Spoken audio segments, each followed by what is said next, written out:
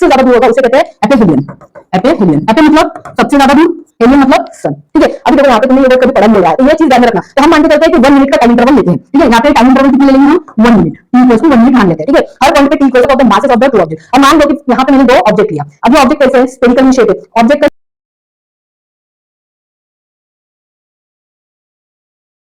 Previous lecture में हमने क्या देखा, प्रीवियस लेक्चर में हमने देखा न्यूटन्स 3 लॉज ऑफ मोशन, उन्हें हमने डिटेल में एनालाइज किया। ठीक है, उसके बाद हमने देखा सर्कुलर मोशन क्या होता है, सेंट्रीपिटल फोर्स क्या होता है। उसके बेसिस पे हमने ये कंक्लूजन निकाला कि भाई प्लैनेट्स जो है वो सन की चारों तरफ किस तरह से, किस फैशन में घूमते हैं। ओके, और जो सैटेलाइट्स है वो प्लैनेट्स की चारों तरफ किस फैशन में घूमते हैं, उनपे लगने वाले फोर्स के बारे में हमने देखा। उनपे कौन सा फोर्स लग रहा था, ग्रेविटेशनल फोर्स। तो हमने ये देखा कि भाई न्यूटन ने ग्रेविटेशनल फोर्स की डिस्कवरी कैसे की थी। ठीक है, उसके बाद हमने क्या देखा, एक बेसिक इंटरेस्टिंग पॉइंट देखा एलिप्स के बारे में। ठीक है, अब आज के लेक्चर में हम देखने वाले हैं Kepler's law of planetary motion. ठीक है, ये मोस्ट इंपॉर्टेंट टॉपिक है board exam point of view से। ठीक है, इस टॉपिक को बहुत अच्छे से आज हमें समझना है। एक बार आप इस टॉपिक को आज समझ लोगे, उसके बाद इस टॉपिक को समझने की बार बार जरूरत नहीं पड़ेगी। एक बार बस इस लेक्चर को कंप्लीटली अच्छे से समझ लो। ठीक है, चलो इंट्रोडक्शन देखते हैं हम साइंटिस्ट का।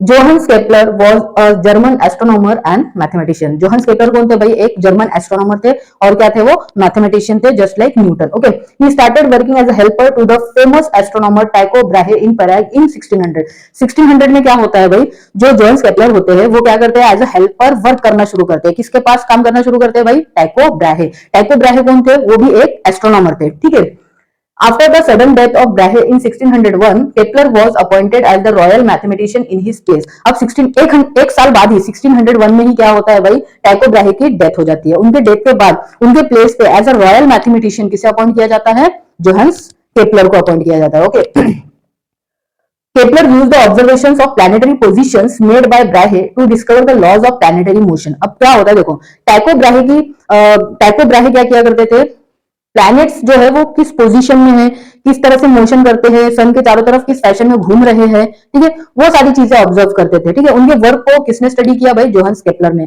और फिर फाइनली जोहान्स केपलर ने क्या डिस्कवर किया, लॉज ऑफ प्लैनेटरी मोशन, जो आज के लेक्चर में हम एकदम इजी लैंग्वेज में समझने वाले हैं। और ये बहुत ही इंपॉर्टेंट टॉपिक है, इसे ध्यान में रखो, ये टॉपिक को अच्छे से समझो भाई। कौन सा topic, laws of planetary motion given by Johannes Kepler. ठीक है, he wrote several books. His work was later used by Newton in postulating his law of gravitation. भाई जोहान्स केपलर के जो लॉज थे, लॉज ऑफ प्लैनेटरी मोशन, उन्हीं का use करके Newton ने क्या किया था, क्या डिस्कवर किया था भाई, इन पोस्टुलेटिंग लॉज ऑफ ग्रेविटेशन। ठीक है, लॉज ऑफ ग्रेविटेशन, भाई ग्रेविटेशनल फोर्स किन लॉज पर वर्क करता है ये उन्होंने बताया था, पोस्टुलेट किया था। ठीक है, समझ में आ गया। नेक्स्ट हम देखने वाले हैं केपलर्स लॉज। क्या देखने वाले हैं, केपलर्स लॉज। ठीक है, ये मोस्ट इंपॉर्टेंट टॉपिक है। ठीक है, Johannes Kepler notice that the motion of planet, क्या नोटिस किया जोहान्स केपलर ने, motion of planet follows certain laws. भाई जब प्लैनेट्स मोशन करते हैं तो वो कुछ लॉज को फॉलो करते हैं। ठीक है, उन्होंने ये नोटिस किया। ठीक है, he stated 3 laws describing planetary motion, और उसके बेसिस पे उन्होंने, उनके ऑब्जर्वेशन के बेसिस पर क्या किया, उन्होंने 3 laws of planetary motion दिया। क्या दिया, 3 laws दिया जो डिस्क्राइब करते हैं कि भाई प्लैनेट जो है वो मोशन कैसे करते हैं। ठीक है, और उन्हें बाद में किस तरह से जाना गया, नोन एज केपलर्स लॉ। ठीक है, वो लॉज ऑफ प्लैनेटरी मोशन को बाद में किस तरह से जाना गया, लॉज ऑफ केपलर्स लॉ के नाम से जाना गया। ठीक है, he had no explanation as to why planets obey these laws.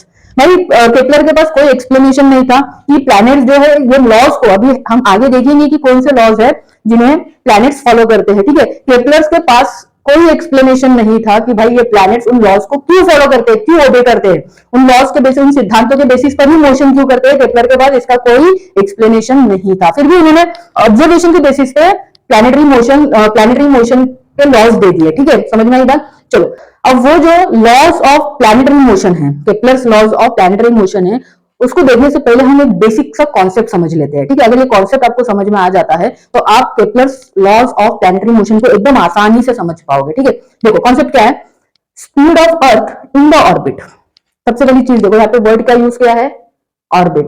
ठीक है, मैंने प्रीवियस लेक्चर में ही बताया था कि भाई प्लैनेट्स जो है सर्कुलर मोशन कर रहे हैं, ये हमने कन्वीनियंस के लिए अज्यूम किया था, लेकिन प्लैनेट एक्चुअल में सर्कुलर मोशन करते हैं क्या, नहीं। ओके, तो प्लैनेट्स मोशन कैसा करते हैं, इलेप्टिकल मोशन। ठीक है, तो यहाँ पे ऑर्बिट वर्ड जो है, ऑर्बिट वर्ड का मतलब क्या है, ऑर्बिट का मतलब होता है भाई डेफिनेट पाथ। क्या होता है, डेफिनाइट पाथ होता है। अब ये जो डेफिनेट पाथ होता है, ये जो पाथ होता है, ये कैसा होता है? एलिप्टिकल होता है। कैसा होता है? एलिप्टिकल होता है, एलिप्स में होता है, इस तरह से होता है। ठीक है, तो जब भी ऑर्बिट वर्ड आए तो समझना है कि भाई पाथ कैसा है?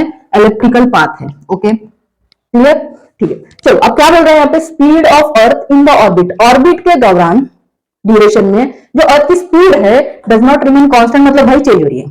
देखो हमने मून के बारे में पढ़ा था, जब हमने पढ़ा था प्रीवियस लेक्चर में, जब हमने पढ़ा था कि भाई मून क्या कर रहा है? अर्थ का ऑर्बिट कर रहा है। ठीक है, अर्थ के फिक्स पाथ में क्या कर रहा है? ऑर्बिट कर रहा है, घूम रहा है चारों तरफ। ठीक है, एलिप्टिकल पाथ में। तो जब वो घूमता है भाई, तो मून क्या करता है भाई? कॉन्स्टेंटली अपनी स्पीड को चेंज कर रहा था।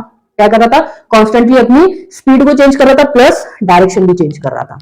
दो चीजें चेंज कर रहा था, स्पीड एंड डायरेक्शन। उसी के बेसिस पे हमने बताया कि भाई मून पे कॉन्स्टेंटली फोर्स लग रहा है, और वो फोर्स कौन लग रहा था? अर्थ लग रहा था। यहाँ पे सारे प्लैनेट्स भी वही करते हैं।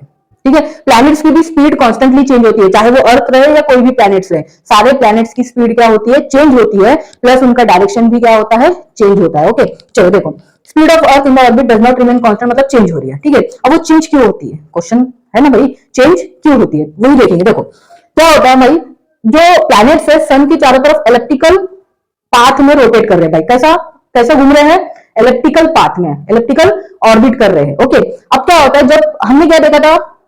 एलिप्स जो होता है, एलिप्स के दो क्या होते हैं? फोकाई होते हैं। ठीक है, तो हमने क्या किया? एक फोकाई के ऊपर सन को रख दिया। ठीक है, उस फोकाई को पकड़ के मेरा जो अर्थ है भाई, हमारा जो अर्थ है वो क्या कर रहा है? इलेक्ट्रिकल ऑर्बिट कर रहा है, इलेक्ट्रिकल मैनर में क्या कर रहा है? ऑर्बिट कर रहा है, घूम रहा है भाई। ठीक है, ठीक है, चलो अब ये जब घूमेगा तो क्या कंडीशन क्रिएट हो सकती है? पहली कंडीशन ये हो सकती है कि भाई जो अर्थ है सन के एकदम क्लोजेस्ट पॉइंट पे रहे। ठीक है, अच्छा ये जो क्लोजेस्ट पॉइंट है ये क्या है? क्लोज टू सन। सन अर्थ क्या है? क्लोज टू सन। इस पॉइंट को जहां पे अर्थ सबसे ज्यादा क्लोज होता है सन के, उसको कहते हैं पेरीहेलियन। क्या कहते हैं? पेरीहेलियन। ठीक है, पेरी का मतलब होता है क्लोज, हेलियन का मतलब होता है सन। ओके, अब भाई दूसरी कंडीशन क्या हो सकती है? कि जो अर्थ है सन के एकदम दूर हो भाई, वो मैक्सिमम डिस्टेंस हो। ठीक है, उस ऑर्बिट का क्या हो? मैक्सिमम डिस्टेंस हो, वो होगा फादर फ्रॉम द सन, बहुत दूर। ठीक है, उससे ज्यादा दूर अर्थ नहीं जा सकता है। तो उस पोजीशन को, उस पॉइंट को, जिस पॉइंट पे अर्थ सन के सबसे ज्यादा दूर होगा, उसे कहते हैं एपेहेलियन। एपेहेलियन, एपे मतलब सबसे ज्यादा दूर, हेलियन मतलब सन। ठीक है, अभी देखो यहाँ पे तुमने ये वर्ड कभी पढ़ा नहीं होगा, तुमने वर्ड पढ़ा है पेरिजी, पेरिजी एंड अपोजी। क्या पढ़ा है? पेरिजी एंड अपोजी। ये वर्ड तुमने पढ़ा होगा या फिर सुना होगा। ठीक है, पेरिजी एंड अपोजी का भी मतलब यही होता है, लेकिन यहाँ पे थोड़ा सा स्लाइट डिफरेंस है। क्या होता है? देखो, जब यहाँ पे फोकस पे कोई प्लैनेट हो, क्या हो? फोकस पे क्या हो? कोई प्लैनेट हो, और प्लैनेट की जगह कोई सैटेलाइट हो। समझ में? जब भाई फोकस पे कोई प्लैनेट हो, और एग्जैक्टली कौन सा प्लैनेट होना चाहिए? अर्थ। फोकस पॉइंट पे, अभी हमारे फोकस पॉइंट पे कौन है? सन है। तो अगर इस फोकस पॉइंट पे हमारा अर्थ हो जाए, और अर्थ के चारों तरफ कौन घूमता है भाई? उसका नेचुरल सैटेलाइट। ठीक है, नेचुरली कौन घूमता है? उसका नेचुरल सैटेलाइट मून घूमता है। ठीक है, अर्थ के चारों तरफ जब मून घूमेगा, ऑर्बिट करेगा, तब हम क्लोजेस्ट पॉइंट को कहेंगे पेरिजी। पेरी मतलब क्लोज, जी है अर्थ के लिए। ठीक है, और फिर फारवेस्ट पॉइंट के लिए क्या कहेंगे हम? अपोजी। अपोजी मतलब क्या? अpo मतलब दूर, जी मतलब अर्थ। समझ में आई मेरी बात? तो जब भाई फोकस पे अर्थ होगा और भाई मून उसका ऑर्बिट कर रहा होगा, तो क्लोजेस्ट पॉइंट को हम पेरिजी कहेंगे और फारवेस्ट पॉइंट को हम अपोजी कहेंगे। लेकिन भाई जब फोकस पे सन होगा और कोई भी दूसरा प्लैनेट उसके चारों तरफ घूमेगा, ऑर्बिट करेगा, ठीक है, तब हम क्लोजेस्ट पॉइंट को पेरीहिलियन कहेंगे और फारवेस्ट पॉइंट को एपेहिलियन कहेंगे। कॉन्सेप्ट क्लियर हुआ? ठीक है, अब ये दो पॉइंट पे एग्जैक्टली होता क्या है इसको समझना है। ये दो पॉइंट पे एग्जैक्टली हो क्या रहा है? ठीक है, अगर ये दो पॉइंट पे क्या हो रहा है ये समझ में आ गया तो हम Kepler's law of planetary motion को आसानी से समझ सकेंगे। देखो, जब अर्थ सन के सबसे ज्यादा करीब है, ठीक है, एक काम करते हैं, घर जाना और एक काम करना, दो मैग्नेट लेना, मैग्नेट को क्या करना? पास में रखना। जब तुम मैग्नेट को पास में ऐसा हैंडल करोगे, नॉर्थ और साउथ पोल, अपोजिट पोल को एकदम क्लोज लाके रखना, तो क्या होगा? मैग्नेट बहुत ज्यादा ताकत के साथ क्लोज आने की कोशिश करेंगे। ठीक है, वही नॉर्थ एंड साउथ पोल को दूर कर दो, या मैग्नेट को तुम दूर कर दो। जब मैग्नेट को दूर करोगे तो वो फोर्स कैसा लगेगा भाई? हल्का हल्का लगेगा, है ना? तुम्हें वो फोर्स लगा रहे हैं, वो फोर्स तुम्हें फील होगा भाई, हल्का हल्का फील होगा। जब तुम पास में रखोगे तो ऐसा लगेगा भाई हमारे हाथों को खींच रहा है मैग्नेट। होगा कि नहीं होगा? तो फोर्स क्या होता है? पास होता है। यानी डिस्टेंस कम कर दो तो फोर्स का मैग्नीट्यूड बढ़ जाता है, डिस्टेंस दूर कर दो तो फोर्स का मैग्नीट्यूड क्या हो जाता है? कम हो जाता है। मुझे बताओ, सन और अर्थ पास में है, तो इन दोनों के बीच में लगने वाला ग्रेविटेशनल फोर्स ज्यादा रहेगा या कम? ज्यादा रहेगा। जब फोर्स ज्यादा हो जाएगा, जब भी ग्रेविटेशनल फोर्स ज्यादा होता है तो स्पीड अर्थ की बढ़ जाती है। कोई भी प्लेनेट की स्पीड क्या होती है, बढ़ जाती है। कॉन्सेप्ट क्लियर हुआ? ठीक है, तो जब अर्थ सन के करीब रहेगा, पास पास रहेगा, तो स्पीड क्या होगी, बड़ी रहेगी, ज्यादा रहेगी। सबसे ज्यादा कहां रहेगी, कौन से पॉइंट पे, पेरिहेलियन पर, इस पॉइंट पे। ठीक है, फिर वो आगे आगे जैसे जैसे जाते रहेगा तो डिस्टेंस क्या होता रहेगा, बढ़ते रहेगा, तो स्पीड क्या होगी, धीरे धीरे धीरे धीरे क्या हो जाएगी, कम। और एक पॉइंट आएगा जब अर्थ जो रहेगा सन से बहुत ज्यादा दूर रहेगा, फारदेस्ट पॉइंट पे रहेगा, यानी कहां पे, एपेहेलियन पे रहेगा। उस पॉइंट पे जब रहेगा तब उसकी स्पीड क्या होगी भाई, सबसे कम हो जाएगी, क्योंकि इन दोनों पे लगने वाला फोर्स क्या हो गया, कम हो गया। ठीक है, समझ में आया? अब मैंने एक और कॉन्सेप्ट यहाँ पे तुम्हें समझाना है। ये कॉन्सेप्ट अगर तुम्हें समझ में आया तो बहुत सारी चीजें समझ में आएगी। देखो ध्यान से सुनो। हम जानते हैं भाई, सन क्या कर रहा है, अर्थ के ऊपर क्या कर रहा है, फोर्स लगा रहा है, ग्रेविटेशनल फोर्स लगा रहा है। ठीक है, तो ग्रेविटेशनल फोर्स जब लगा रहा है, ये अर्थ को क्या कर रहे हैं, अपनी डायरेक्शन में खींचने की कोशिश कर रहा है। तो हमारा क्वेश्चन ये होना चाहिए कि भाई अर्थ सन में घुस के नहीं जा रहा है, अर्थ में क्या करना चाहिए, सन में जाके टकरा जाना चाहिए, है ना, उसके अंदर चले जाना चाहिए। लेकिन ऐसा होता है क्या? तो उसके पीछे का रीजन क्या है, कभी सोचे हो? नहीं। देखो मैंने बताना है इसके पीछे का रीजन क्या है। हमने न्यूटन्स लॉ ऑफ मोशन में क्या पढ़ा, न्यूटन्स लॉ ऑफ मोशन में ये पढ़ा, कोई भी ऑब्जेक्ट अगर रेस्ट में है तो रेस्ट में रहने की कोशिश करेगा, और मोशन में है तो हमेशा मोशन में रहने की कोशिश करेगा। ठीक है, अब वो मोशन कैसा करने वाला है, लीनियर मोशन करने वाला है, स्ट्रेट लाइन में, और उसकी स्पीड रहेगी कांस्टेंट। ठीक है, तो मान लो कि ये जो अर्थ था इनिशियली मोशन में था। ठीक है, अगर ये मोशन में था तो मोशन कौन सा होने वाला था, लीनियर मोशन, ऐसा होना चाहिए था। ठीक है, अब ये linear motion with constant velocity के साथ परफॉर्म कर रहा था, हम ये अज्यूम करते हैं। उतने में ही सन आया और सन ने बोला चल मेरे पास आजा। सन ने क्या किया, ग्रेविटेशनल फोर्स लगाया उस पर, बोला चल मेरे पास आजा। लेकिन भाई फर्स्ट लॉ ऑफ मोशन क्या कहता है, फर्स्ट लॉ ऑफ मोशन का दूसरा नाम क्या है, लॉ ऑफ इनर्शिया। ठीक है, इनर्शिया, भाई अर्थ का कुछ ना कुछ तो इनर्शिया होगा ना, मास होगा, अर्थ का मास बहुत ज्यादा है। ठीक है, तो वो लॉ ऑफ इनर्शिया क्या कहता है, जितना ज्यादा मास उतना ज्यादा उसका इनर्शिया रहेगा, इनर्शिया का इंपैक्ट रहेगा। इनर्शिया क्या होता है भाई, tendency to remain in a state of particular condition. ठीक है, अगर वो रेस्ट में है तो बॉडी की टेंडेंसी रहेगी कि मैं हमेशा रेस्ट में रहना चाहता हूँ। सडन फोर्स तुम लगा दोगे ना तो वो क्या करेगा, उसको अपोज करेगा। ठीक है, तो वैसे ही अर्थ क्या था भाई, कुछ वेलोसिटी के साथ लीनियर मोशन परफॉर्म कर रहा था। इसकी कुछ वेलोसिटी है कि नहीं है भाई, इसकी कुछ वेलोसिटी है कि नहीं है, इसका कुछ इनर्शिया है कि नहीं है भाई, इनर्शिया है ना, है ना। अगर ये लीनियर मोशन कर रहा है कुछ वेलोसिटी के साथ तो ये बोलेगा मैं वैसे नहीं जाता, मैं नहीं आता तेरे पास। अब ये बोल रहा मैं नहीं आता तेरे पास, ये बोल रहा तू आजा मेरे पास, दोनों भी कंडीशन कैंसल आउट हो जाते हैं। और फिर ये अर्थ क्या करता है, फिक्स्ड ऑर्बिट में इलिप्टिकल मैनर में क्या करता है, घूमना शुरू कर देता है सन के चारों तरफ। कॉन्सेप्ट समझ में आया? चलो नेक्स्ट क्या देखने वाले हैं हम, Kepler's laws of planetary motion. क्या देखेंगे, Kepler's 3 laws of planetary motion. ठीक है, अब देखो जितने भी कॉन्सेप्ट हम समझे हैं उन्हीं के बेसिस पे हम ये 3 लॉज को समझने वाले हैं। ठीक है, चलो केप्लर्स फर्स्ट लॉ को दूसरा नाम दिया गया है लॉ ऑफ ऑर्बिट या फिर एलिप्स। ठीक है, अब ये केप्लर्स फर्स्ट लॉ कहता क्या है, the orbit of a planet is an ellipse with the sun at one of the foci. Kepler's first law simple है।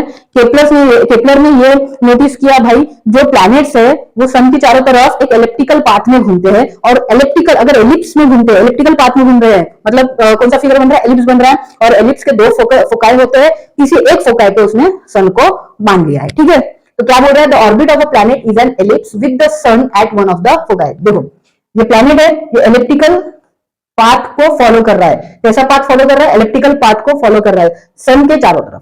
ठीक है, और सन क्या है, एक फोकस पर है, फोकाई पर है। ठीक है, यही फर्स्ट लॉ ऑफ मोशन है, sorry first law of planetary motion है, Kepler's first law of planetary motion. बहुत ही सिंपल है, तुम्हें याद रखना है बस कि जो प्लैनेट्स होते हैं या फिर जो सैटेलाइट्स होते हैं वो क्या करते हैं, सन के चारों तरफ, प्लैनेट जो है सन के चारों तरफ इलिप्टिकल ऑर्बिट करते हैं, और सैटेलाइट्स भी प्लैनेट्स के चारों तरफ इलिप्टिकल ऑर्बिट करते हैं। लेकिन फिलहाल केप्लर ने किसके बारे में बताया, प्लैनेट्स के बारे में बताया, इसलिए हम सिर्फ यहाँ पे प्लैनेट्स के बारे में बात करेंगे, सैटेलाइट्स के बारे में नहीं करेंगे। ठीक है, तो प्लैनेट्स क्या करते हैं, सन के चारों तरफ इलिप्टिकल ऑर्बिट करते हैं। ये first law of planetary motion है। ठीक है, अब केप्लर सेकंड लॉ को नाम दिया है लॉ ऑफ इक्वल एरिया। अब ये क्या है, इसे अच्छे से समझते हैं। देखो the line joining the planet and the sun sweep equal areas in equal intervals of time. क्या कहता है, देखो डायग्राम में आ जाओ। देखो मैंने पहले ही बताया था, जब अर्थ जो है सन के करीब रहेगा तब ग्रेविटेशनल फोर्स ज्यादा होगा। अगर ग्रेविटेशनल फोर्स ज्यादा है तो प्लैनेट की स्पीड क्या होती है, बढ़ जाती है, वो तेजी से घूमता है। ठीक है, अब वही प्लैनेट जब सन से दूर होता है तो ग्रेविटेशनल फोर्स कम हो जाता है, जिसके कारण प्लैनेट क्या करता है, धीरे धीरे धीरे धीरे यानी कम वेलोसिटी के साथ मूव करता है, ठीक है, ऑर्बिट करता है, ठीक है। चलो हम एक पॉइंट मान लेते हैं कि हमारा जो प्लैनेट है वो पॉइंट ए पर है, ये मेरा पॉइंट ए है, पॉइंट ए पर मेरा प्लैनेट अभी है। अब बताओ मुझे यहां से सन की दूरी ज्यादा है या कम है? कम है। अगर सन की दूरी पॉइंट ए से सन की दूरी कम है तो भाई ये जो प्लैनेट रहेगा, प्लैनेट और सन के बीच में जो ग्रेविटेशनल फोर्स लगेगा वो ज्यादा लगेगा या कम? ऑब्वियसली ज्यादा लगेगा। अगर gravitational force, gravitational pull of sun ज्यादा है तो भाई अर्थ की स्पीड कम रहेगी या ज्यादा रहेगी? ज्यादा रहेगी, ठीक है। अगर इसकी स्पीड ज्यादा है, कोई भी ऑब्जेक्ट की स्पीड ज्यादा है तो वो कम टाइम में ज्यादा डिस्टेंस कवर करता है। यहाँ पे देखो टाइम इंटरवल क्या बोल रहा है, टाइम इंटरवल इक्वल है बोल रहा है, तो ये चीज ध्यान में रखना। तो हम मान के चलते हैं कि 1 मिनट का टाइम इंटरवल लेते हैं, ठीक है। यहाँ पे टाइम इंटरवल कितने ले लेंगे हम? 1 minute, t equals to 1 minute मान लेते हैं, ठीक है। हर पॉइंट पे t इक्वल्स टू 1 मिनट ही मानना है, ठीक है। अब ए पॉइंट से प्लैनेट जो है ए पॉइंट से 1 मिनट में बी पॉइंट पे जा रहा है। कौन से पॉइंट पे जा रहा है? बी पॉइंट पे। और ये जो डिस्टेंस कवर करेगा ये ज्यादा करेगा। क्या करेगा? ये डिस्टेंस कवर ज्यादा करेगा, ज्यादा डिस्टेंस जाएगा, यानी जो ए बी डिस्टेंस रहेगा वो ज्यादा रहेगा। अब किससे ज्यादा रहेगा? तो हम अनदर पॉइंट कंसीडर करते हैं, उससे ज्यादा रहेगा। देखो अनदर पॉइंट मैंने यहाँ पे कंसीडर किया है ए डैश, ठीक है। अब यहाँ पे ये जो ए डैश है भाई, ये जो ए डैश पॉइंट है वो सन से क्या है भाई? यहाँ पे प्लैनेट सन से क्या है? दूरी पर है, बहुत ज्यादा दूर है। अगर सन और अर्थ प्लैनेट की दूरी बहुत ज्यादा है मतलब ग्रेविटेशनल फोर्स क्या है? कम है। अगर ग्रेविटेशनल फोर्स कम है तो बताओ इसकी स्पीड क्या रहेगी? कम हो जाएगी। अब स्पीड कम हो गई, देखो पॉइंट ए पे स्पीड प्लैनेट की बहुत ज्यादा थी, पॉइंट ए डैश पे स्पीड हो गई कम, तो 1 मिनट के ड्यूरेशन में ये प्लैनेट कम डिस्टेंस कवर करेगा, है कि नहीं? थोड़ा ही डिस्टेंस कवर कर पाएगा, स्पीड कम हो गई भाई, ठीक है। तो मान लो थोड़े डिस्टेंस कवर करके वो बी डैश पॉइंट पे पहुंचा 1 मिनट में, ठीक है। मतलब यहाँ पे जो डिस्टेंस ए बी है, डिस्टेंस ए बी है हमारा, डिस्टेंस ए बी ये क्या है? ज्यादा है, यानी कि क्या है? मैक्सिमम है। मान के चलते कि मैक्सिमम डिस्टेंस है, ठीक है। और जो डिस्टेंस ए डैश बी डैश है ये क्या है? मिनिमम है।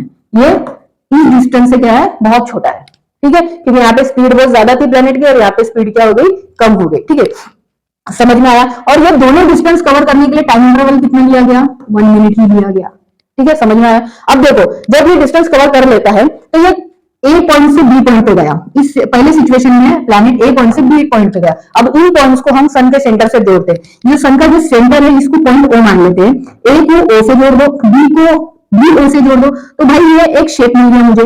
इस शेप का कुछ एरिया होगा, इस शेप का क्या होगा? कुछ एरिया होगा, है ना? एरिया तो हम देखते हैं भाई, देखो हम एरिया निकालते हैं, इसका जो है ना एरिया लिखते हैं। चलो एरिया कौन सा? एरिया का नाम क्या होगा? ए ओ बी। एरिया क्या होगा? एरिया ए ओ बी, इसको मैंने मान लिया एस। और ये एरिया कितनी मिनट में कवर किया गया है? 1 मिनट में। ओके समझ में आया? चलो ए डैश पॉइंट को मानते हैं हम। अब ए डैश से प्लैनेट कौन सी पॉइंट पे गया? बी डैश पे गया, 1 ही मिनट में गया भाई। अब ए डैश को सन के सेंटर से जोड़ दो और बी डैश को भी सन के सेंटर से जोड़ दो। तो भाई जब इस ए डैश और बी डैश को तुमने सन के सेंटर से जोड़े तो अगेन एक फिगर मिला मुझे। अब इस फिगर का भी कुछ एरिया होगा, ठीक है, कुछ एरिया होगा, यानी प्लैनेट ने कुछ एरिया स्वीप किया। इसको क्या बोलेंगे हम? प्लैनेट ने कुछ एरिया स्वीप किया ए डैश से बी डैश पे जाते वक्त, ठीक है। वैसे प्लैनेट ने कुछ एरिया स्वीप किया ए पॉइंट से बी पॉइंट पे जाते वक्त, ठीक है। तो ये जो एरिया अब स्वीप किया है क्या है? Area A dash O B dash. तो नेक्स्ट एरिया क्या मिला? Area A dash O B dash. इसे हमने ऐसे डैश से एस डैश से डिस्क्राइब कर दिया। ये भी टाइम कितना है भाई? इसका भी टाइम क्या है? 1 मिनट ही है। तो 1 मिनट में 2 एरिया प्लैनेट ने कवर किया, ए O B, A dash O B dash. अब भाई Kepler's second law of planetary motion क्या कहता है? ये जो एरिया स्वीप किया गया है प्लैनेट्स के द्वारा, ठीक है, डिफरेंट डिफरेंट पोजीशन पर, ये एरिया हमेशा इक्वल रहेंगे। ये एरिया क्या रहेंगे? इक्वल रहेंगे। मतलब भाई केपलर सेकंड लॉ क्या कह रहा है? S will be equals to S dash. और कंडीशन क्या है भाई? टाइम इंटरवल सेम होना चाहिए। ये बस ध्यान में रखना है, इक्वल टाइम इंटरवल में होना चाहिए। अब कॉन्सेप्ट क्लियर हुआ कि Kepler second law of planetary motion क्या कहता है, ठीक है। चलो AB and A dash B dash are distance covered by the planet in equal time. The straight line AS and A dash S, straight line AS and A dash S sweep equal area in equal interval of time. क्या कर रहे हैं? कितना area SVEEP कर रहे हैं?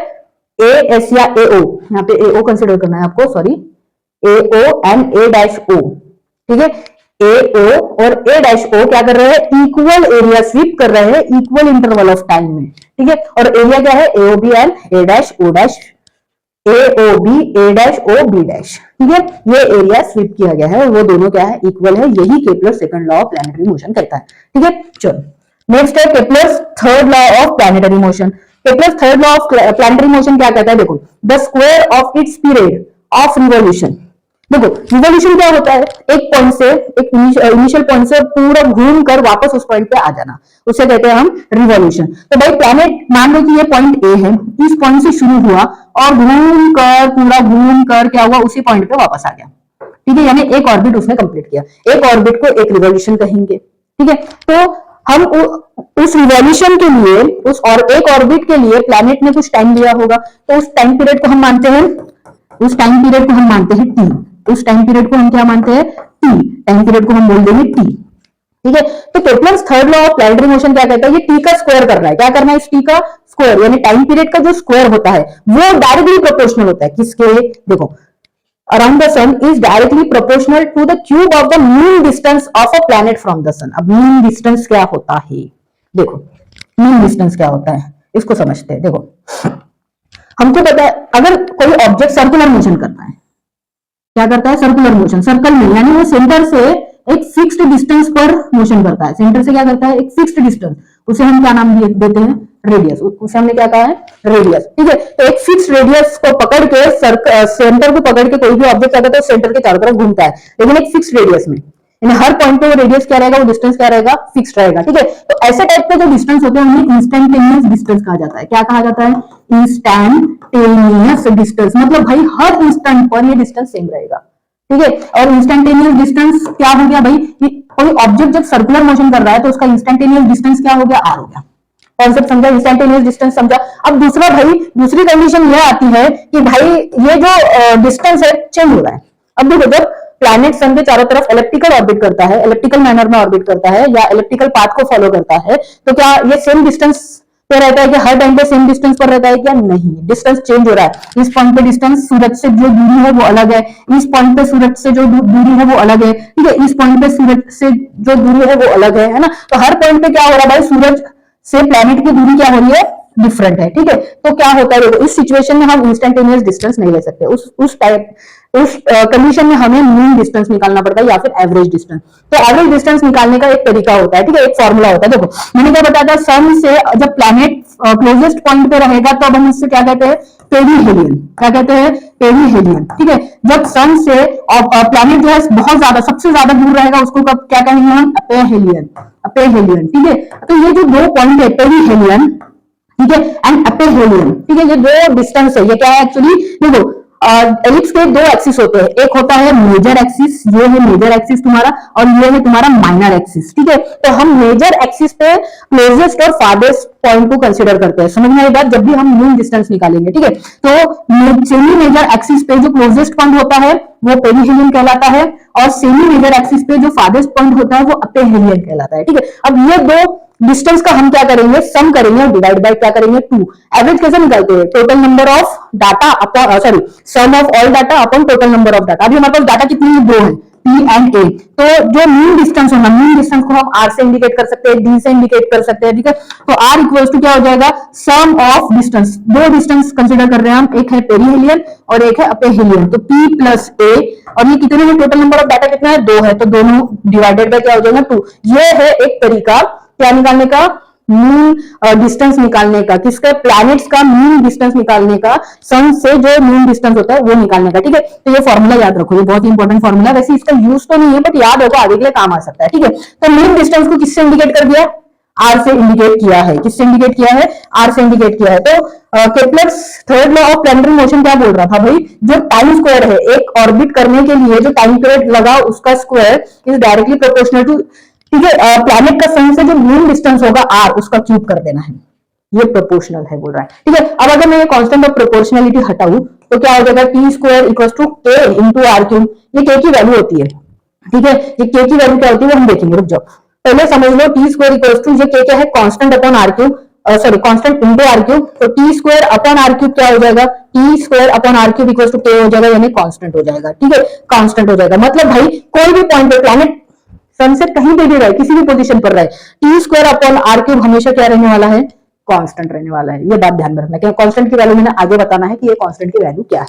ठीक है, समझ में आया? Kepler's 3 laws of planetary motion बहुत सिंपल है कॉन्सेप्ट। अगर तुम्हें समझ में, प्रीवियस लेक्चर के सारे कॉन्सेप्ट अगर क्लियर है, ठीक है, तो इसे समझने में ज्यादा दिक्कत नहीं जाएगी। ठीक है, सिर्फ एक जो है केप्लर्स सेकंड लॉ, वो थोड़ा सा समझने में डिफिकल्टी जाती है, बट अगर मैंने यही कहा कि भाई प्रीवियस लेक्चर के कॉन्सेप्ट क्लियर है तुम्हारे, तो ये लॉज बहुत ही आसान है तुम्हारे लिए समझने के लिए। ये तीनों लॉज बहुत सिंपल चिल्लर बन जाएंगे तुम्हारे लिए, इसलिए प्रीवियस कॉन्सेप्ट्स क्लियर रखो। जब प्रीवियस कॉन्सेप्ट्स क्लियर रहते हैं तो आगे के कॉन्सेप्ट ऑटोमेटिकली क्या होते हैं, क्लियर होना शुरू हो जाते हैं। ठीक है, समझ में आया? तो ये थे भाई Kepler's 3 laws of planetary motion. चलो हमारा ये जो मेन टॉपिक है, एक तो हमारा मेन टॉपिक कंप्लीट हो गया, उसका बेसिक कॉन्सेप्ट हमने अच्छे से समझ लिया, डिटेल में उसे एनालाइज कर लिया, वो था Kepler's laws of planetary motion. ये बहुत ही इंपॉर्टेंट टॉपिक है, इसे अच्छे से पढ़ना है, एग्जाम में आता ही है। नेक्स्ट टॉपिक जो है, जो एग्जाम में 100% आएगा, वो है Newton's universal law of gravitation. ठीक है, चलो इसको देखते हैं। All the above consideration including Kepler's law, सारे कंसिडरेशन हमने देखे, एक्टिविटी परफॉर्म किया, सर्कुलर मोशन देखा, सेंट्रीपिटल फोर्स देखा, ग्रेविटेशनल फोर्स देखा, प्लैनेटरी मोशंस देखा, सारे के सारे कंसिडरेशन और केप्लर्स के लॉ मिलाकर led Newton to formulate his theory of universal gravity. तो भाई न्यूटन ने सारी चीजों को समझा, पढ़ा और उससे क्या किया भाई, theory of universal gravity discover किया, मैंने बता दिया भाई, स्टेट कर दिया। ठीक है, अकॉर्डिंग टू दिस थ्योरी, अब ये थ्योरी क्या कहती है, देखो ग्रेविटेशनल फोर्स क्या है हमने देख लिए। अब ग्रेविटेशनल फोर्स किन लॉज पर वर्क करता है, किन लॉज को फॉलो करता है, वो हमें देखना है। ठीक है, according to this theory every object in the universe attracts every other object with a definite force. Gravitational force क्या होता है कि यूनिवर्स में जितने भी ऑब्जेक्ट्स है, उनमें से हर दो ऑब्जेक्ट एक दूसरे को क्या करेंगे, एक डेफिनेट फिक्स्ड फोर्स के साथ क्या करेंगे, अट्रैक्ट करने की कोशिश करेंगे। ठीक है, यही ग्रेविटेशनल फोर्स की डेफिनेशन है। ओके, ठीक है, अब ये जो फोर्स है, इस फोर्स के बारे में हम जानने वाले भाई, ये फोर्स किन लॉज पे वर्क करता है, तो किन लॉज पे वर्क करता है, देखो This force is directly proportional to the product of the masses of the two objects। अब मान लो कि यहाँ पे मैंने दो ऑब्जेक्ट लिया, अब ये ऑब्जेक्ट कैसे है, स्पेरिकल इन शेप है, ऑब्जेक्ट का शेप मायने रखता है। ठीक है, ऑब्जेक्ट का शेप क्यों मायने रखता है, क्योंकि उसके शेप के बेसिस पे उसका सेंटर डिसाइड होता है।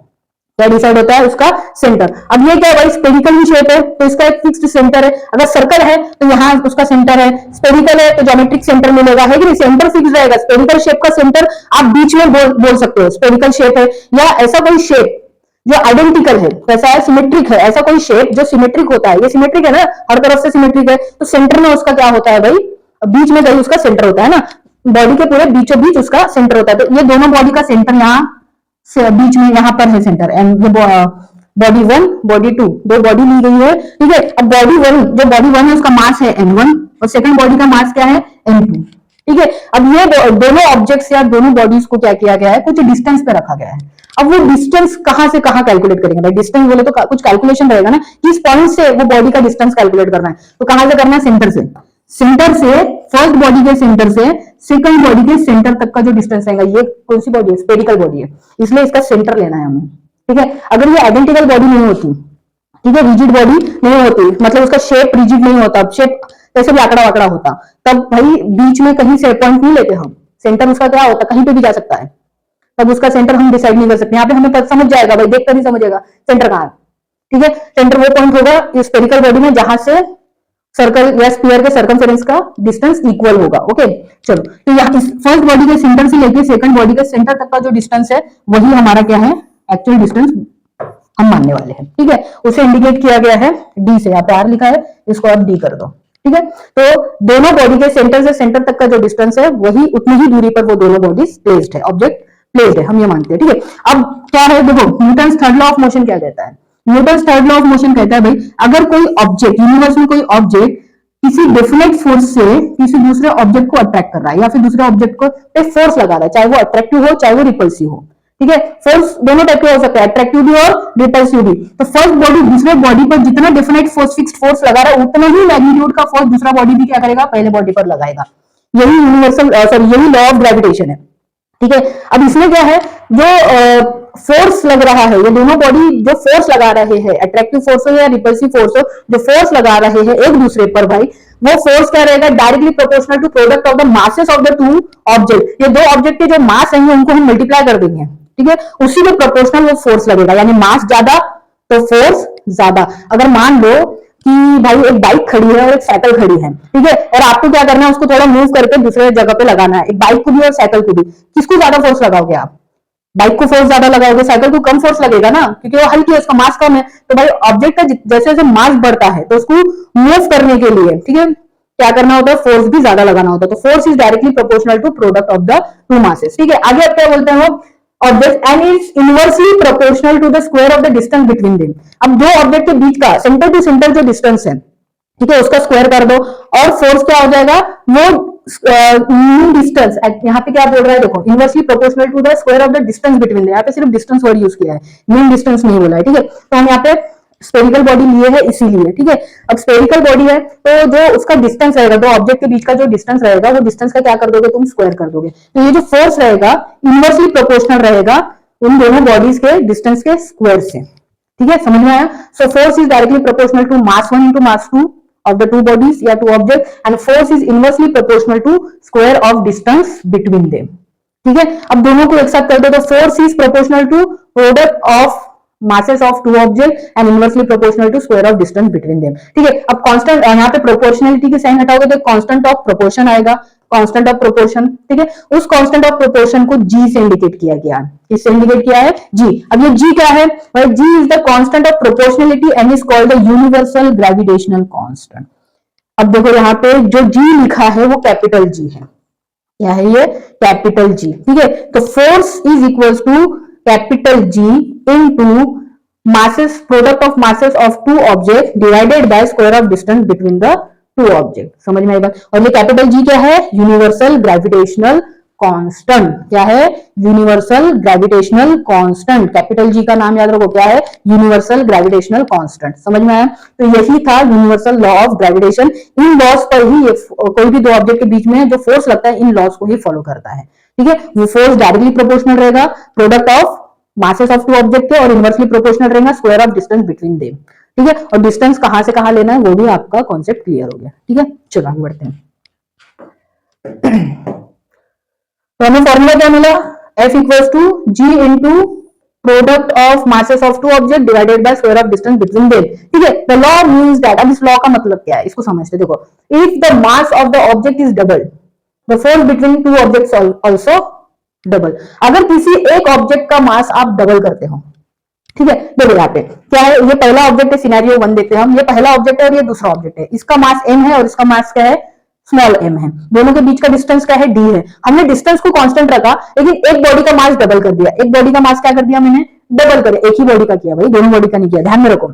एक बॉडी का मास अगर तुम डबल करते हो तो फोर्स भी क्या हो जाता है, डबल। अगर दोनों बॉडी के मास को डबल करोगे तो फोर्स कितना हो जाएगा, 4 गुना हो जाएगा, ठीक है। अगर इसका भी मास डबल होता, इसका भी मास डबल होता तो फोर्स क्या हो जाता, 4 गुना हो जाता, 4 टाइम्स मल्टीप्लाई हो जाता, ठीक है, ठीक है। तो याद रखना, जब भी मासेस बढ़ाओगे तो फोर्स भी क्या लगेगा, ज्यादा लगेगा, है ना, ज्यादा फोर्स लगाना पड़ेगा, ठीक है। चलो अब दूसरा कंडीशन क्या होता है, if the distance is double, अगर डिस्टेंस को बढ़ा दो तो डबल कर दो, ट्रिपल कर दो, जितना मन चाहो कर दो, the force decreases by factor 4। अब मान लो कि आपने डिस्टेंस को डबल किया, 2 गुना कर दिया, ठीक है। डबल, जब डिस्टेंस को डबल कर दोगे, पहले डिस्टेंस d था, पहले डिस्टेंस क्या था, d था, पहले डिस्टेंस क्या था, d था, फोर्स लग रहा था F, ये दोनों ऑब्जेक्ट पर, दोनों बॉडीज पर। अब आपने डिस्टेंस कर दिया 2d, डबल कर दिया, दूरी बढ़ा दिया भाई। जब दूरी बढ़ा दोगे, मैग्नेट का एग्जांपल लिया था ना हमने, मैग्नेट को दूर कर दोगे तो फोर्स क्या हो जाएगा, कम। मैग्नेट को पास लाओगे तो फोर्स क्या होगा, ज्यादा, समझ में आई बात। तो जैसे ही तुमने डिस्टेंस बढ़ा दिया, फोर्स क्या हो गया, फोर्स 4 गुना कम हो गया, 1/4 हो गया, क्या हो गया, 1/4 हो गया। इसको फॉर्मूले में डालो भाई, इस फॉर्मूले में डाल दो, आपको आंसर मिलेगा, ठीक है, आसानी से आंसर मिलेगा। देखो यहाँ पे क्या है, F equals to capital M into small m divided by d square into g, ये मेरा फोर्स है। इनिशियल कंडीशन, ये वाली कंडीशन है, यहाँ पे मास m है, कैपिटल, एक बॉडी का मास कैपिटल M है, एक बॉडी का मास स्मॉल m है। अब मैंने मास डबल कर दिया तो जो F डैश रहेगा, F डैश यानी नया फोर्स रहेगा, नया फोर्स किसके बराबर हो जाएगा, पहले बॉडी का मास मैंने डबल कर दिया, दूसरे बॉडी का मास एज इट इज रखा, ठीक है, डिस्टेंस भी एज इट इज रखा। ग्रेविटेशनल कांस्टेंट तो कांस्टेंट ही रहेगा भाई, वो फिक्स रहेगा, उसकी वैल्यू फिक्स रहेगी, वो वैल्यू चेंज नहीं होती है। यूनिवर्सल ग्रेविटेशनल कांस्टेंट की वैल्यू कभी चेंज नहीं होती, कांस्टेंट क्यों होते हैं भाई, फिक्स्ड है इसलिए, ठीक है। चलो तब क्या होगा, देखो ये वाला जो टर्म है, ये किसके बराबर है, capital M into small m upon d square into g, किसके बराबर है, इनिशियल फोर्स के, जो पहले फोर्स लग रहा था, ठीक है। तो क्या हो जाएगा, F dash equals to 2 into F, क्या फोर्स डबल हुआ, क्या फोर्स डबल हुआ, ठीक है, क्या फोर्स डबल हुआ, यहाँ पे 4 टाइम्स किया था इसीलिए, क्या फोर्स डबल हुआ, डबल हुआ फोर्स, यस डबल हो गया फोर्स। समझ में आई मेरी बात? तो इसी तरह आप कैलकुलेट कर सकते हो इस फॉर्मूले का यूज करके कि फोर्स डबल हो रहा है, फोर्स इंक्रीज हो रहा है, फोर्स डिक्रीज हो रहा है, कितने क्वांटिटी से इंक्रीज हो रहा है, रिलेशन बनाओ उसका। ठीक है, समझ में आया? आगे क्या है देखो, फ्रॉम इक्वेशन, कौन सा इक्वेशन, फोर्स का इक्वेशन जो हमने डिराइव किया, क्या बोल रहा है, from equation it can be seen that the value of G is the gravitational force acting between two unit masses. Gravitational force क्या है, वैल्यू ऑफ जी क्या है, value of G is the gravitational force, is the gravitational force acting between two units या फिर two bodies, two unit masses, acting between two unit masses. मतलब भाई ये दो ऑब्जेक्ट हम कंसिडर कर रहे हैं और इनका मास कैसा है, सिंगल यूनिट का, 1 यूनिट का है, तो 1 यूनिट और 1 यूनिट कितना हो गया, 2 यूनिट मासेस, 1 यूनिट और 1 यूनिट 1 ही यूनिट होगा जब उनको प्रोडक्ट करेंगे। ठीक है, तो यूनिट मासेस, दो यूनिट मासेस के बॉडी है। यूनिट मास मतलब क्या हो गया, एक मास क्या में होता है, केजी में होता है, ग्राम में होता है, तो 1 ग्राम या फिर 1 किलोग्राम जब लेते हैं तो हम उसको यूनिट मास कहते हैं। ठीक है, यूनिट कुछ भी हो सकता है, ग्राम हो सकता है, किलोग्राम हो सकता है, लेकिन भाई वो कितना होना चाहिए, 1 केजी 1 ग्राम यूनिट मास कहलाएगा। ठीक है, तो दो ऑब्जेक्ट है, दो बॉडीज है यूनिट मास के, और वो 1 यूनिट डिस्टेंस पे रखे हैं, कितने kept at a unit distance. Unit distance मतलब भाई 1 मीटर हो सकता है, 1 सेंटीमीटर हो सकता है, 1 किलोमीटर हो सकता है, डिस्टेंस का जो भी यूनिट है वहां पे रखना है यूनिट की जगह, और वो कितना होना चाहिए, 1 ही होना चाहिए। ठीक है, तो दो यूनिट मासेस यूनिट डिस्टेंस पर रखे गए हैं, उनके बीच में जो लगने वाला फोर्स है वही होता है ग्रेविटेशन, सॉरी हाँ क्या, जी का वैल्यू, यूनिवर्सल ग्रेविटेशनल कांस्टेंट का वैल्यू होता है। ठीक है, समझ में आई बात? तो इसको इस फॉर्मूले में हम हर जगह 1 जब रखते हैं तो फोर्स हो गया 1 न्यूटन का, डिस्टेंस हो गया 1 मीटर, ऐसा यूनिट जब लेंगे हम तो फोर्स हो गया 1 न्यूटन का, डिस्टेंस हो गया 1 मीटर स्क्वायर का, और मासेस हो गया 1 केजी का, तो हमें क्या मिलेगी, जी की वैल्यू मिलेगी। ठीक है, अब देखो in SI unit the value of G is equal to gravitational force between two masses of 1 KG kept 1 metre apart. The value of G was first experimentally measured by Henry Cavendish, which is 6.673 into 10 to the power minus 11 newton metre square per KG square. ठीक है, तो इसकी जो value थी experimentally calculate की गई थी, और किसने कैलकुलेट किया था, नाम याद रखना, एमसीक्यू में पूछा जा सकता है, कौन थे भाई, हेनरी कैवेंडिश। किसने कैलकुलेट किया था एक्सपेरिमेंटली जी की वैल्यू, हेनरी कैवेंडिश ने, और वैल्यू क्या आई थी 6.673 into 10 to the power minus 11। अब यूनिट क्या होगा भाई, देखो यहाँ पे फोर्स का यूनिट क्या है, ऐसा यूनिट न्यूटन, तो ये न्यूटन आ जाएगा। डिस्टेंस का ऐसा यूनिट होता है मीटर, तो मीटर इंटू मीटर, दो मीटर है ना, तो metre into metre metre square, metre into metre क्या हो जाएंगे, metre square upon KG into KG, देखो दो मासेस का प्रोडक्ट, केजी इंटू केजी क्या हो जाएगा, केजी स्क्वायर। ठीक है, तो ये होगा भाई यूनिवर्सल ग्रेविटेशनल कांस्टेंट का ऐसा यूनिट। ठीक है, और ये उसकी वैल्यू हुई। ठीक है, इस वैल्यू को किसने एक्सपेरिमेंटली निकाला था, हेनरी कैवेंडिश ने। समझ में आया? ठीक है, चलो नेक्स्ट टॉपिक क्या है, देखो इफ टू बॉडीज, देखो दो बॉडीज है, if two bodies are spherical, मैंने स्टार्टिंग में ही बताया कि दो बॉडीज हम जो ले रहे हैं ग्रेविटेशनल फोर्स कैलकुलेट करने के लिए, तो बॉडीज कैसे थे, स्फेरिकल थे। The direction of the force is always along the line joining the centre of the two bodies. ठीक है, दो बॉडीज है, स्फेरिकल इन शेप है, तो ये दो बॉडी जो एक दूसरे पे फोर्स लगाने वाले, उस फोर्स की डायरेक्शन कहां रहेगी, toward the centre, along the line joining the center, या फिर along the line joining the center of the two bodies। इस लाइन के डायरेक्शन में ही भाई इनका सेंटर टू सेंटर जो डिस्टेंस रहेगा, वो डिस्टेंस की जो लाइन रहेगी, सेंटर टू सेंटर डिस्टेंस की जो लाइन रहेगी, उस लाइन के अलॉन्ग में, उस लाइन के डायरेक्शन में वो फोर्स लगने वाला है, याद रखना। ठीक है, ये किसके लिए है, स्फेरिकल बॉडी के लिए है, line joining the centre of the two body, and the distance between the centre is taken to be D, और इन दोनों के बीच का डिस्टेंस हम क्या मानेंगे, डी है। ठीक है, लेकिन भाई अगर ये स्फेरिकल नहीं होती तो क्या होता, ठीक है, in case when the bodies are not spherical और हैव इररेगुलर शेप, बहुत सारे बॉडीज होते हैं ना इररेगुलर, हमारा रेगुलर शेप है क्या भाई, नहीं है, हमारा कहीं से हाथ मोटा होता है, कहीं से हाथ किसी का पतला होता है ना, तो क्या होता है अगर वो बॉडी रेगुलर शेप के नहीं है, ठीक है, या स्फेरिकल नहीं है, रेगुलर शेप के नहीं है, सिमेट्रिक नहीं है, तो क्या होगा भाई, then the direction of the force is along the line joining the center of masses and D is taken to be the distance between the two center of mass। देखो जब भाई स्फेरिकल बॉडी होती है तब centre लिया जाता है, क्या लिया जाता है, सेंटर। जब बॉडी स्फेरिकल ना हो, बॉडी क्या हो, इरेगुलर शेप की हो, तब हम उस शेप का क्या निकालेंगे, सेंटर ऑफ मास। क्या कैलकुलेट करेंगे, सेंटर ऑफ मास। अब सेंटर ऑफ मास क्या होता है, तो देखो centre of mass of an object is the point inside और outside the object at which the total mass of the object can be assumed to be concentrated. देखो ये stylus है, ठीक है, ये क्या है, इरेगुलर शेप में है, ठीक है, इरेगुलर शेप में है, ठीक है। अगर ये स्टाइलस को मैं ये बीच वाला पॉइंट मान लू, देखो अगर मैं सिमेट्रिक मान के इसको बीच वाला पॉइंट मान लू, क्या ये सिमेट्रिक दिख रहा? नहीं दिख रहा ना भाई। यहाँ पे क्या हो रहा है, मास ज्यादा दिखाई दे रहा है और यहाँ पे क्या हो रहा है, मास कम हो रहा है, ठीक है। तो हमें इस बॉडी का एक ऐसा पॉइंट ढूंढना होगा जहां पे ये बॉडी बैलेंस हो जाए, ठीक है। उसके लिए तुम ये ऐसा कर सकते हो, ऐसा कुछ तो कर सकते हो, ठीक है। ऐसा जब करोगे तो कहीं किसी पॉइंट पे, देखो यहाँ पे रखोगे तो ये स्टाइलस बैलेंस होगा क्या? नहीं। इस पॉइंट पे क्या हो रहा है, ये स्टाइलस क्या हो रहा है, बैलेंस हो रहा है ना। मतलब ये जो पॉइंट है भाई, ये जो पॉइंट है ये स्टाइलस का क्या है, सेंटर ऑफ मास है, यही बैलेंसिंग पॉइंट है। यही पॉइंट क्या है, स्टाइलस का क्या है, क्या है, बैलेंसिंग पॉइंट है, उसी को कहते हैं सेंटर ऑफ मास। यहाँ पे माना जाता है इस पूरे बॉडी का मास कॉन्सेंट्रेटेड है, यहाँ पे ये बॉडी बैलेंस हो जाएगी। समझ में आई बात? तो समझा, जब इरेगुलर शेप होते हैं तो हमें उनका क्या लेना होता है, सेंटर ऑफ मास लेना होता है, ऐसा पॉइंट जहां पे वो बॉडी क्या होती है, बॉडी का सारा मास कॉन्सेंट्रेटेड होता है, ठीक है। तो वो पॉइंट, मान लो ये जो इरेगुलर शेप है इसका सेंटर ऑफ मास यहाँ है और इस बॉडी का सेंटर ऑफ मास यहाँ है। अब सेंटर, इस बॉडी के सेंटर ऑफ मास से उस बॉडी के सेंटर ऑफ मास तक का जो डिस्टेंस है, ठीक है, वो जो डिस्टेंस है, ठीक है, कौन सा, डायरेक्ट डिस्टेंस, ऐसा नहीं कि कहीं से भी लेके जाओ, डायरेक्ट डिस्टेंस होना, यानी डिस्प्लेसमेंट वाला डिस्टेंस होना, ठीक है। डायरेक्ट डिस्टेंस जो है उसी डायरेक्शन में क्या होगा भाई, फोर्स लगने वाला है, उसी डायरेक्शन में वो दोनों ऑब्जेक्ट क्या करेंगे, फोर्स लगाएंगे, ठीक है।